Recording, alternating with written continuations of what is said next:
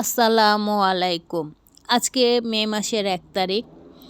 এপ্রিলে ৫ তারিখ আমার শ্বশুরের মৃত্যুবার্ষিকী ছিল। তো এপ্রিল মাসে আমি এতটাই ব্যস্ত ছিলাম যে আমার কিছু করা সম্ভব হয়নি। বাচ্চাদের পরীক্ষা ছিল, আমিও ব্যস্ত ছিলাম। আজকে যেহেতু সরকারি ছুটি, মের ১ তারিখ সবাই জানেন বিশ্ব শ্রমিক দিবস। তা আগে থেকে আমি একটু প্রিপেয়ার করে রেখেছিলাম আজকে মসজিদে খাবার দেব। যেহেতু শুক্রবার সব কিছু মিলিয়ে দিনটা ভালো দিনই পড়েছে। তা আমার শ্বশুরের জন্য এবং আমার হাজব্যান্ডের জন্য আমি দোয়া পড়াবো মসজিদে, সেই সাথে বিফ দিয়ে মানে গরু মাংস দিয়ে বিরিয়ানি রান্না করে নিয়েছি।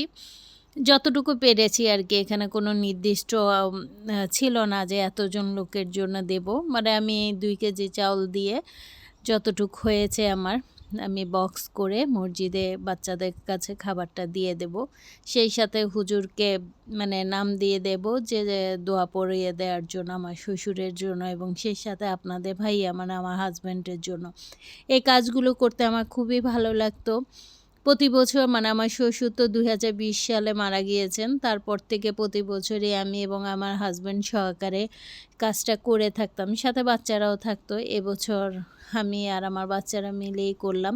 আজকে আমার ২ টা দেবর মানে আমার হাজব্যান্ডের চাচাতো ভাই এবং আরেকজন গ্রাম সম্পর্কে চাচাতো ভাই বাসায় এসেছে। ওরাও সাথে করে খাবার নিয়ে আমার বাচ্চাদের সাথে নামাজ পড়তে গিয়েছে। নামাজ পড়ে এসে বাচ্চারা এখন আমাদের ঘরের খাবার-দাবার মানে দুপুরে খাবারটা খাচ্ছে। এই ছিল আজকে আমার ভিডিও। সবাই আমার শ্বশুরের জন্য, আমার হাজব্যান্ডের জন্য দোয়া করবেন। এভাবেই আমরা বিদেশের মাটিতে আমার হাজব্যান্ডকে ছাড়া দিন যাপন করছি। আমাদের জন্য দোয়া রাখবেন।